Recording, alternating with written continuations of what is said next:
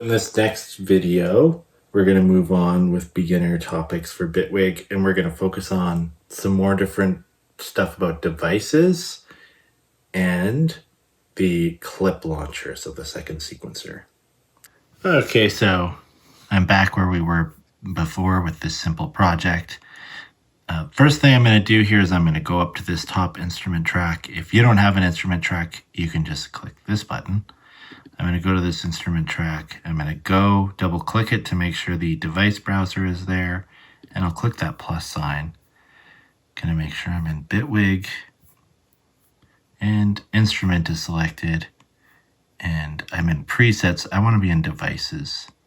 So I'm going to scroll down and select drum machine.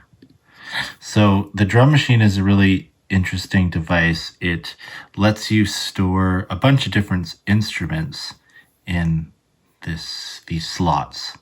So if you want to, you can click on this folder here, and this folder is available in any device. That's going to open presets for that device. So these are a bunch of different drum machine drum kits. So I'll load this one. Okay. I can play the samples.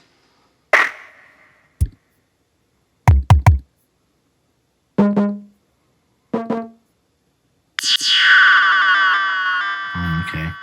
I'm not sure that's exactly what I'm looking for. Maybe just a original 808 kind of sound. Oh my. I don't like that. There's just too much going on. So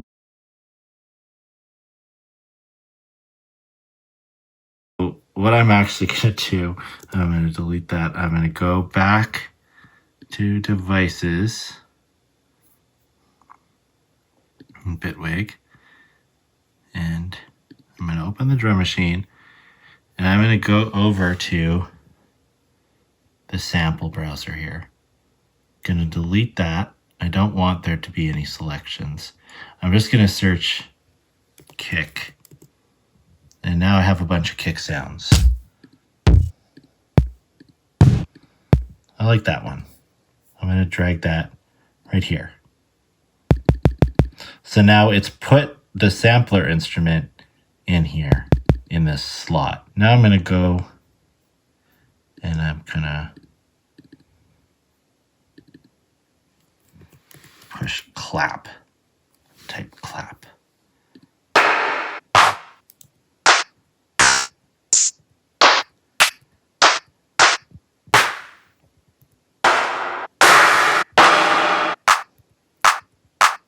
Like that one.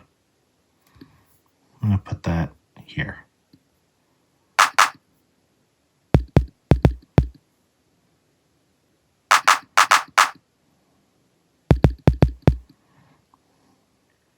Okay. And let's do one more. Let's get a hat.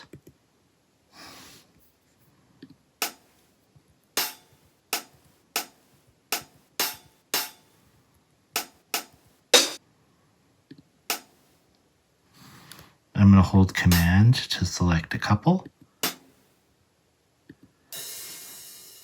And I'm going to drag them all into the drum machine.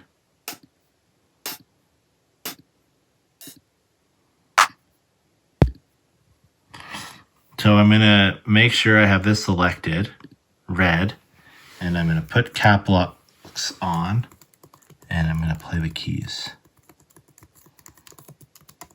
Now, I'm not hearing anything, and if I scroll over here, I can see that it's because I'm hitting notes that are not the ones that we've selected. So remember, Z is going down an octave. Still not low enough. Z again.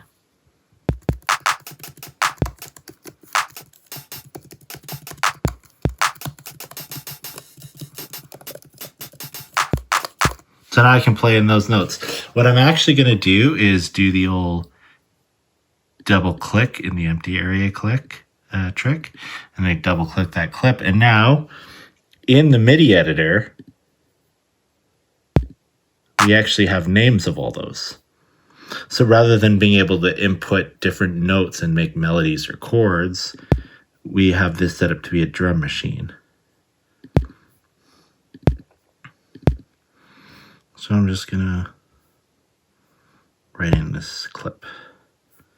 And I have this set to loop. It's just a short loop with these in. So I can play. For now, I'm gonna push S here for solo.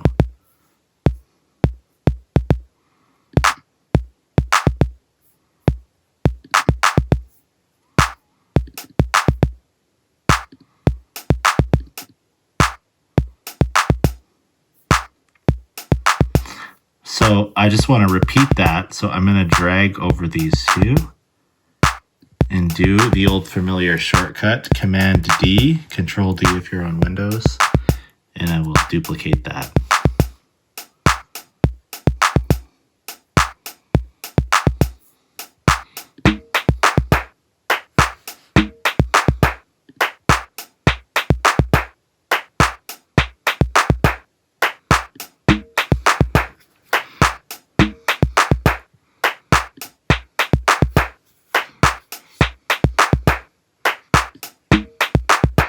So it's cool how I can, by muting that track, I'm kind of starting to create a bit of movement and it sounds a bit like a song.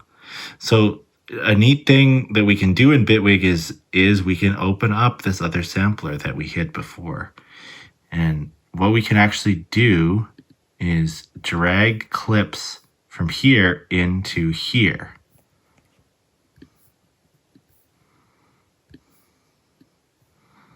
So if I select these, we can see these are set to loop now. And if I launch this scene, see how these grayed out. And now these clips are just looping. I'm going to pick the old shortcut Command D again and duplicate that clip. I'm not going to duplicate this clip. Now if I hit this scene,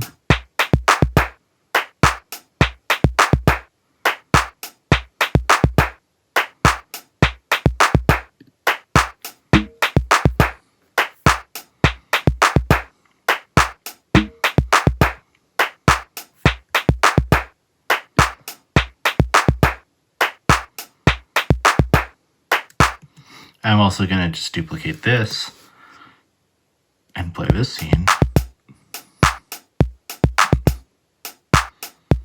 Yeah, and it makes sense actually for that to probably be the first scene. So I'm just going to drag it over here like that, because that would be the intro.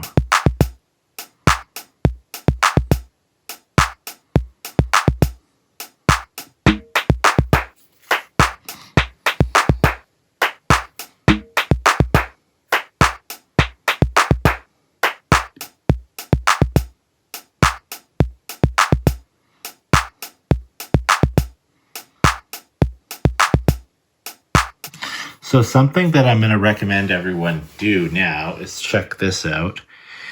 It's all well and good to click the scenes like that. But if we go into our settings up here, down to the shortcuts menu, and we type in next scene, we get this thing that says launch next scene. So I've already added a keyboard shortcut. If you click here, it'll let you put in a keyboard shortcut. So for me, I did Command and these close and open brackets here. But you could do whatever you want. So I'm going to do that. I'm going to reassign it. Launch next scene, delete. I'm going to add this.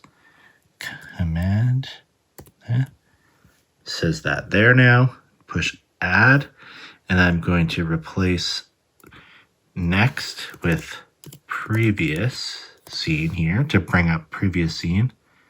I'm going to unmap that. Command there we go. And I'll close this. And now if I push those shortcuts, I'm going between the scenes without having to press it.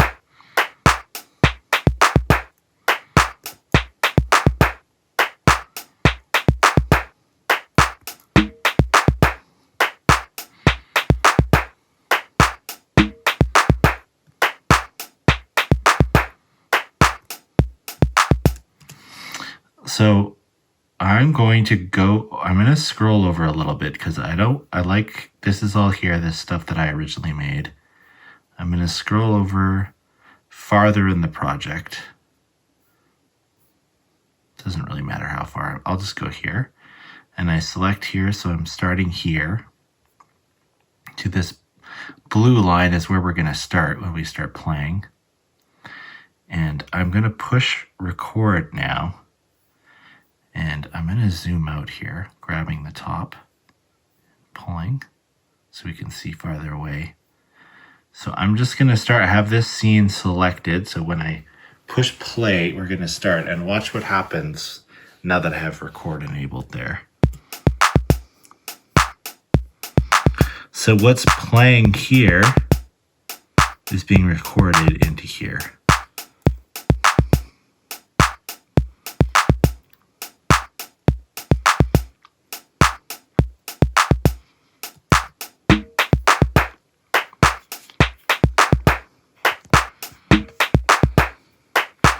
So I'm using my keyboard shortcuts to move between these.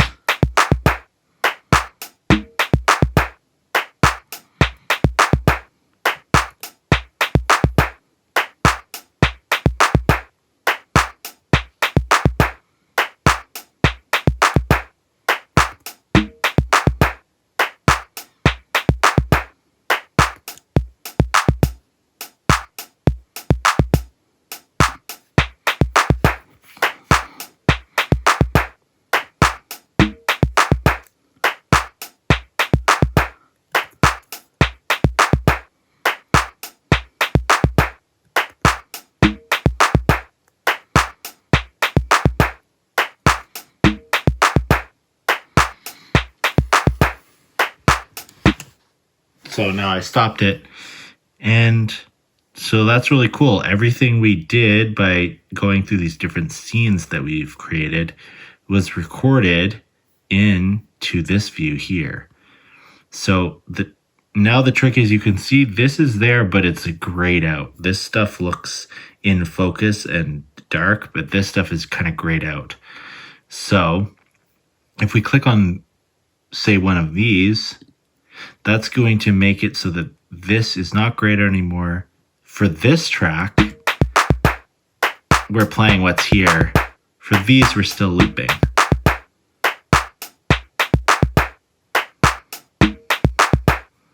And I could stop clips like this. So now we're not hearing this track at all, even though it's here and it's here because we stopped it. But if we do this, all the clips switch over to being playing in the arrangement view right here.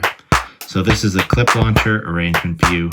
Two different ways of playing back audio and notes.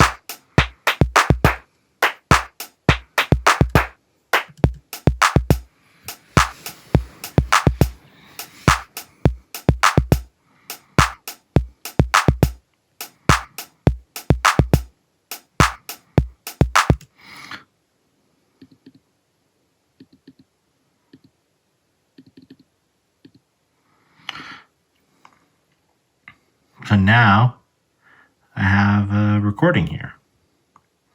And if I want to say, I was thinking when I was doing this that maybe it would be cool if right at this part, the kick drum dropped out. You can actually double click on where the name is, or I don't even have to double click. I can click where the name is and it'll select everything of that note. And I'm going to go and I'm going to mute these. So I'm not deleting them, but they won't play. I can see that they were there.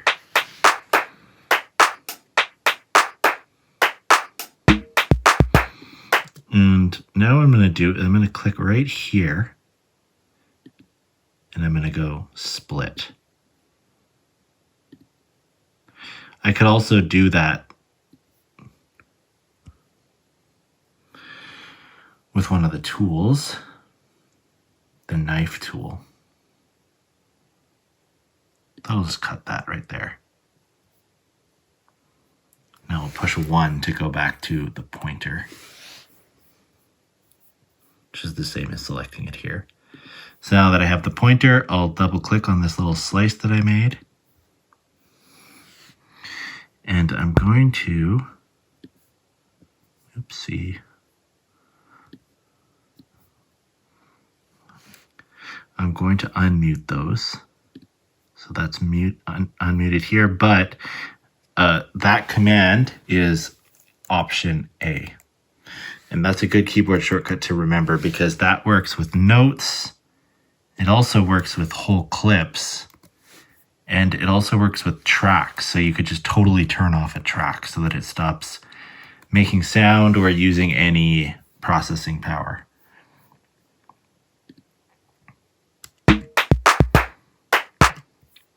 So I'm going to go back and I'm going to make sure I'm selecting this little clip again. What I want to do actually is kind of create a fill. So do our trusty Command D, Control D shortcut to duplicate.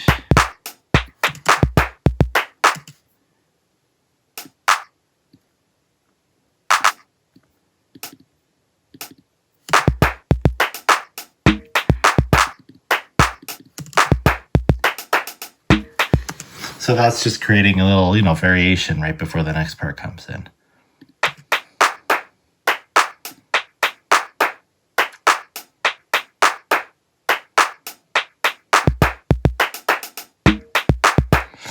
And what I also want to do is I'm going to go here, click on where it says Note Expressions, and this allows me to adjust the velocity for the notes. So if I select these, I can pull this down.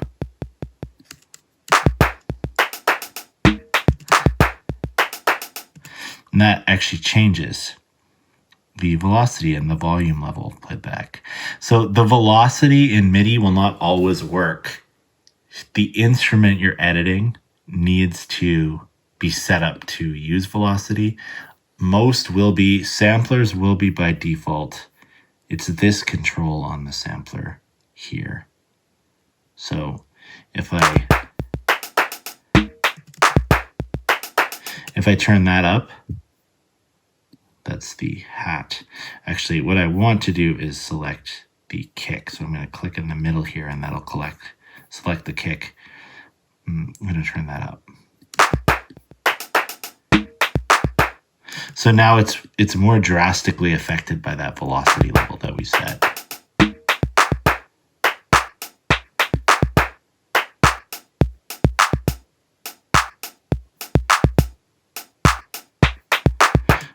Where it was before is actually fine, but it's just good to know that that's where we adjust how much the velocity affects.